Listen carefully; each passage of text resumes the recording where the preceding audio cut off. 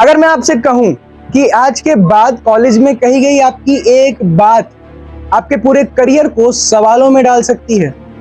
अगर मैं कहूं कि आपके खिलाफ बस एक कंप्लेंट, चाहे वो सही हो या गलत, आपकी पढ़ाई, आपकी डिग्री और आपकी पहचान को पूरी तरह से प्रभावित कर सकती है, तो क्या आप इसे अफवाह मानेंगे? क्योंकि दोस्तों, आज की ये वीडियो किसी आइडियोलॉजी के समर्थन में नहीं है और ना ही किसी के खिलाफ है।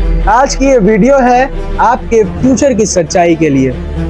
यूजीसी के नए नियमों को लेकर देश में गुस्सा है, डर है और सबसे ज्यादा कंफ्यूजन है, और असली खतरा आधी जानकारी। आज इस वीडियो में मैं ना आपको डराऊंगा, ना ही झूठी राहत दूंगा। मैं सिर्फ वो बताऊंगा जो कि नियमों में लिखा है, जो कि संविधान में लिखा है और जो आपको सच में जानना जरूरी है। अगर आप एक स्टूडेंट हैं, टीचर हैं या एक पेरेंट हैं तो वीडियो में अंत तक जरूर बने रहना। आज हम स्टेप बाय स्टेप समझेंगे कि यूजीसी का नया नियम आखिर क्या कहता है, इसमें क्या बदलाव हुए हैं, आखिर एससी, एसटी, ओबीसी और जनरल छात्रों के बीच इतनी टेंशन्स क्यों हैं, इसका विरोध क्यों हुआ और सुप्रीम कोर्ट ने बीच में क्यों दखल दी, और सबसे जरूरी बात, एक स्टूडेंट को प्रैक्टिकली क्या करना चाहिए। और अंत में मैं ये भी बताऊंगा कि यूजीसी के इन नए नियमों को पूरी तरह से कैसे सुधारा जा सकता है। आज कोई एजेंडा नहीं, सिर्फ फैक्ट्स की बात होगी। सबसे पहले तो एक मिथ क्लियर कर दूं कि यूजीसी कोई पुलिस नहीं है, कोई अदालत नहीं है और ना ही कोई ऐसी संस्था है जो स्टूडेंट्स को डायरेक्टली सजा दे सकती है बिना किसी प्रोसेस के।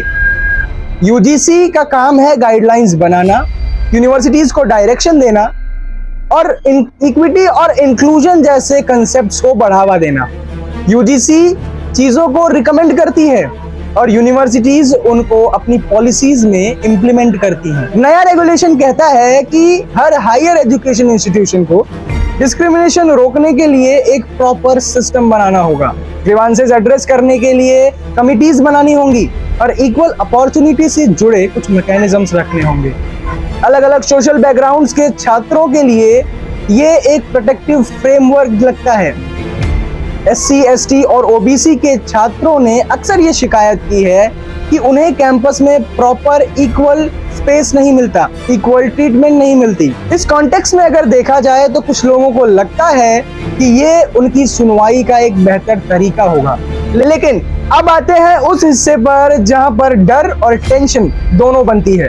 डर इस बात का नहीं है कि कोई शिकायत होगी, बल्कि डर इस बात का है कि शिकायत का स्टैंडर्ड क्या होगा, जांच प्रक्रिया कितनी फेयर होगी, अक्यूज्ड को बराबर से सुना भी जाएगा या नहीं, और अगर झूठी शिकायत हुई तो कंप्लेंट करने वाले के खिलाफ क्या एक्शंस लिए जाएंगे। यहाँ परसेप्शंस अलग अलग बनते हैं। कुछ एससी, एसटी, ओबीसी बैकग्राउंड के स्टूडेंट्स को लगता है कि अब शायद सिस्टम हमारी बात सुनेगा, और वहीं पर कुछ जनरल कैटेगरी के स्टूडेंट्स का कहना है कि अब सिस्टम कहीं हमें ऑटोमेटिकली गिल्टी ना मान ले। दोस्तों, ये टकराव इस वीडियो ने नहीं बनाया, इस नियम ने नहीं बनाया, ये टकराव पहले से मौजूद था।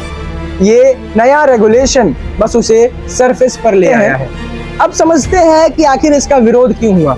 देखिए, विरोध डिस्क्रिमिनेशन को खत्म करने के आइडियोलॉजी के खिलाफ नहीं था, बल्कि विरोध इस डर के खिलाफ था कि मान लीजिए अगर कंप्लेंट करने वाला सोशल कैटेगरी से हुआ और अक्यूज्ड किसी दूसरी कैटेगरी से, तो क्या उन दोनों को बराबर सुना जाएगा? क्या उन दोनों के पक्ष को बराबरी से देखा जाएगा?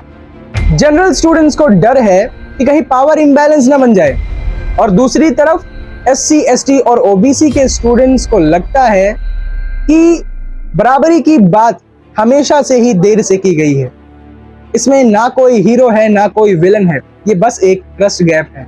और इसी टेंशन के बीच सुप्रीम कोर्ट ने यूजीसी के नए रेगुलेशन पर रोक लगा दी है। सुप्रीम कोर्ट ने कहा है कि ये नियम पहले से मौजूद 2012 के रेगुलेशन की तुलना में प्राइम फेस वेग हैं, यानी कि अस्पष्ट हैं और मिसयूज की संभावना रखते हैं। यहाँ तक कि अदालत ने केंद्र सरकार और यूजीसी से यह सवाल किया है कि ये नियम संविधान के अनुकूल कैसे हैं और क्या ये जनरल कैटेगरी के स्टूडेंट्स को भी प्रोटेक्शन देंगे। सुप्रीम कोर्ट ने अगली सुनवाई 19 मार्च 2026 को निर्धारित की है, जहां पर डिटेल्ड आर्गुमेंट्स लिए जाएंगे। ये सुनवाई यह तय करेगी कि नया रेगुलेशन बदला जाएगा, रीड्राफ्ट होगा, या फिर पुराने 2012 रेगुलेशन को ही आगे रखा जाएगा। अब सबसे जरूरी हिस्सा, अगर आप स्टूडेंट हैं तो अभी पैनिक मत कीजिए, फेक असम्पशंस मत बनाइए, फेक न्यूज पर भरोसा मत कीजिए।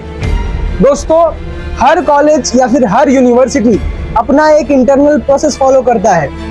आपके लिए आपका बिहेवियर, आपकी क्लैरिटी और आपकी डॉक्यूमेंटेशन, ये आपकी सबसे बड़ी प्रोटेक्शन है। अगर आपको कैंपस में किसी भी प्रकार का डिस्क्रिमिनेशन लगता है तो तुरंत रिपोर्ट कीजिए, एविडेंस के साथ और प्रॉपर प्रोसेस को फॉलो करें। एक कड़वी सच्चाई है कि हम डिस्क्रिमिनेशन की बात कई बार रूल्स बनने के बाद देखते हैं। SC, ST, OBC स्टूडेंट्स का कहना है कि हमारी आवाज कैंपस में सुनी ही नहीं जाती, और कुछ जनरल कैटेगरी के स्टूडेंट्स कहते हैं कि अब हम भी सुरक्षित नहीं हैं। तो फाइनल ट्रुथ ये है कि उद्देश्य सही है, बस ड्राफ्टिंग में एम्बिग्विटी है, ड्राफ्टिंग में अस्पष्टता है। सेफगार्ड जरूरी है, बैलेंस उससे भी ज्यादा जरूरी है। याद रखना, ये कोई SC वर्सेस जनरल की लड़ाई नहीं है, बल्कि ये एक सवाल है कि क्या हमारा सिस्टम सच में इतना मैच्योर है कि वो दोनों को एक तरीके से बराबर से सुन सके। और अगर मैं सरकार से एक रिक्वेस्ट करना चाहूं जिसका असर सभी छात्रों पर हो, तो मैं सरकार से कहना चाहूंगा कि इस नियम को लागू करने के बावजूद कुछ साफ साफ सुधार लाने की जरूरत है। सबसे पहला सुधार है डेफिनेशन को साफ करना, यानी कि डिस्क्रिमिनेशन सिर्फ SC, ST, OBC तक सीमित ना रहे, बल्कि अगर कोई जनरल कैटेगरी का छात्र भी डिस्क्रिमिनेशन का विक्टिम है तो उसे भी प्रॉपर सुनवाई मिलनी चाहिए। दूसरा सुधार जो लाया जा सकता है वो है फॉल्स कंप्लेंट सेफगार्ड्स का, यानी कि पहले के नियमों की तरह ही झूठी शिकायतों पर, झूठी कंप्लेंट्स पर साफ तौर से स्पष्ट रूप से पेनल्टीज लगनी चाहिए, और कंप्लेंट झूठी साबित होने पर कंप्लेंट करने वाले के खिलाफ सख्त से सख्त कार्रवाई होनी चाहिए, ताकि इस नियम का मिसयूज रोका जा सके। तीसरा सुधार ट्रांसपेरेंट प्रोसीजर, यानी कि इक्विटी कमिटीज और इंक्वायरी प्रोसेस को सबके लिए इजीली एक्सेसिबल और अकाउंटेबल बनाना, ताकि अगर किसी जनरल कैटेगरी के स्टूडेंट के साथ भी किसी भी प्रकार का डिस्क्रिमिनेशन हो तो उसे भी बराबर से सुना जाना चाहिए। चौथा और सबसे जरूरी सुधार जो गवर्नमेंट ला सकती है वो है क्लियर अपील मैकेनिज्म, यानी कि अक्यूज्ड और कंप्लेनेंट दोनों के लिए एक ट्रांसपेरेंट अपील प्रोसेस बनाना। एक ऐसी कमेटी बननी चाहिए जिसके मेंबर्स का पॉलिटिक्स से दूर दूर तक कोई रिलेशन ना हो। अगर ये सुधार हो तो इस रेगुलेशन का मकसद, जो कि मिलकर कैंपस को सेफर, फेयर और इक्विटेबल बनाना है, वो हकीकत बन सकता है। अगर ये वीडियो आपको क्लैरिटी दे पाया हो तो इसे लाइक और शेयर कीजिए। याद रखिए, सबसे बड़ा खतरा इग्नोरेंस का होता है। कोई सवाल हो तो कमेंट्स में जरूर पूछिए, हम फैक्ट से जवाब देंगे, नॉइज से नहीं। जय हिंद।